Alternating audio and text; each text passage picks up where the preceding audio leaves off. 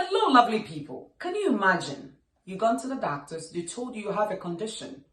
Then you ask them, what can I do about it? They tell you there is no medication they could give you for it. And then you are left with, what do I do?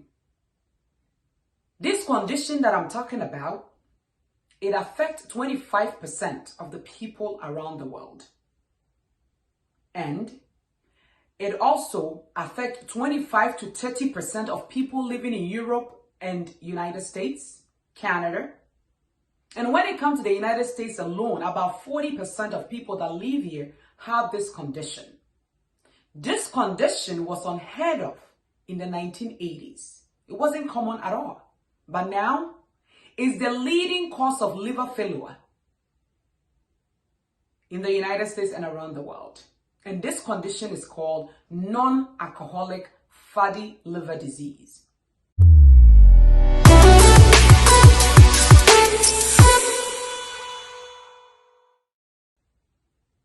As the name sounds, it's not caused by drinking alcohol, which was the main cause of liver failure. But now, this non-alcoholic is so common. It could lead to liver cirrhosis, liver failure, cancer of the liver, if not treated. So in this video, I'm talking about what this condition is and what you are to eat and what you are not to eat should you be diagnosed of this condition. What is fatty liver disease in the first place? Fatty liver disease is just a buildup of fat in your liver, more fat than required for the liver to handle. There is two conditions. One could be just a simple buildup of fat, or it could be the buildup of fat with inflammation. That is the second step. That means you've gone a step further from the basic one. The problem is that this condition have no signs and symptoms. So you will not experience anything, even if you have it, until it has gone up later on. Or maybe you go in for an ultrasound and an incidental finding, they might find it. Or you do your lab work and your doctor will think your liver function test is out of normal, then they will check it. The problem is that your liver does so much work for the body that it cannot afford to have a lot of fat to be compromised in any way. So, when you look online and you say, what causes fatty liver disease?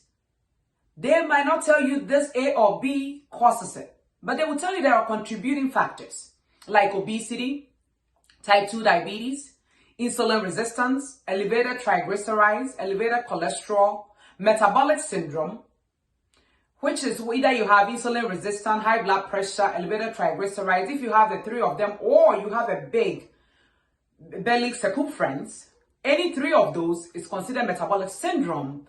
Is a contributing factor to fatty liver disease. And what all these conditions that I mentioned have in common is insulin resistance. So now more studies and more research is pointing to the fact that fatty liver disease is as a result of insulin resistance in the liver. That is what causes fatty liver disease. Because anytime that you eat, your liver processes the extra glucose into fat and it stores it. So then it packages it like that and it stores. So when the rate at which we are consuming this glucose food is too much for the liver, then the liver starts to store some of the fat in the liver itself, and it gets to a point that the fat storage in the liver become more than normal. So what are you going to do about it? What are some of the foods that you should avoid if you have been diagnosed with fatty liver disease, or you know someone that have been diagnosed? You talk to them about this. One, sugar. Because sugar is glucose and fructose, 1-to-1. That is what makes sugar. And the problem is that the glucose, all the cells around the body could use it. But when it comes to fructose, it's only the liver that is able to metabolize it. So anytime you eat sugar, that is either in cake, in bread, in anything that contains sugar, your liver have to process 50% of that food. So if you already have fatty liver disease, you don't want to put that extra stress on your liver. So you want to avoid any food that contains sugar.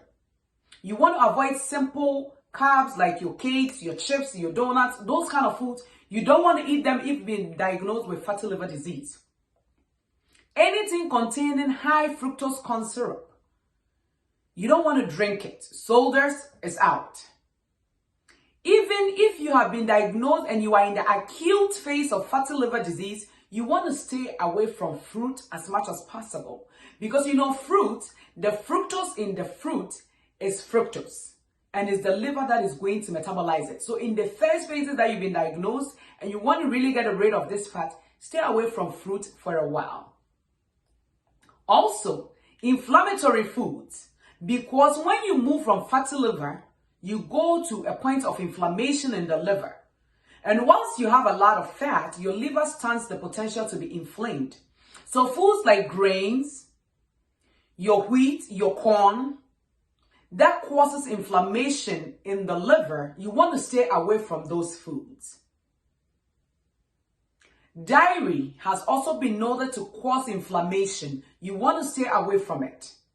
And then seed oils, your safflower seed, your soya bean, your canola, those kind of oils have a lot of omega-6s compared to omega-3, and omega-6 is pro-inflammatory.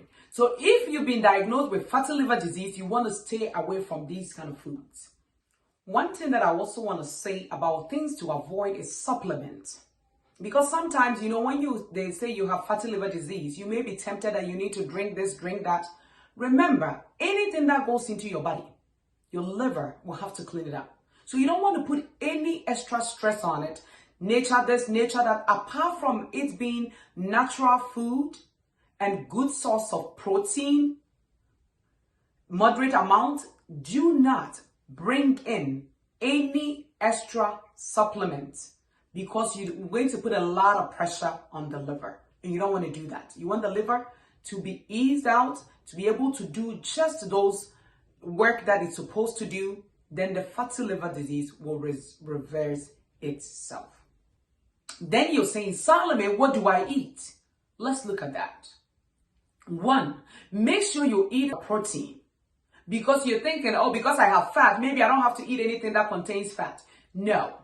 Your proteins, which is your meat, your chicken, your eggs, your fish, these foods contains some antioxidant like choline, things that the liver needs to be able to help to detox itself. So make sure that you're eating these animal protein, but make sure if it's fish, it's wild caught. If it's beef, it's grass-fed, grass-finished. If it's chicken, it's pasture-raised. And make sure that your eggs are also pasture-raised egg or organic source, good source of proteins. You need to eat that. And also the fats in these foods will also help to stimulate your bowel. Because when the liver cleans up, it packages it in the bowel. And the only time the bowel will be released into the intestines is when you eat these foods that contain these fats, so that your body will be able to release the bile and get rid of the toxic. Also, vegetables like your cruciferous, cabbage, cauliflower, broccoli, Brussels sprouts, bok choy, those darker greens and your cruciferous, you want to eat them because they contain the vitamins and the minerals that your liver needs to help to cleanse itself and get rid of the fat. You also want to bring on board fiber, so that after you eat the food and your liver brings up the bile, this fiber will help to absorb it and get the toxic out of your body. And then you also want to make sure you are bringing in healthy fat. You might think that because you have fatty liver disease, you don't have to eat fat. No, you need to eat fat, but make sure that your fat sources are healthy, like your coconut oil, your olive oil, your avocado oils. Because if you don't eat fat, the bile will not be stimulated to release. And if your bile doesn't release, that means that everything that the liver is cleaning up will still stay in the body. And when you do eat these foods, make sure you are also pooping, so that every toxic that the liver has been able to cleanse itself will also come out of the body. And by so doing, you'll be able to help support yourself and help to reverse your fatty liver disease. I hope this video have enlightened you. Share it to friends and families that you know they have this condition that could benefit from this video. If you're new here, remember to subscribe and like this video. Until I see you in the next video, remember, this is Ezra Wellness, where you learn proven ways to healthy living. Thank you for your time.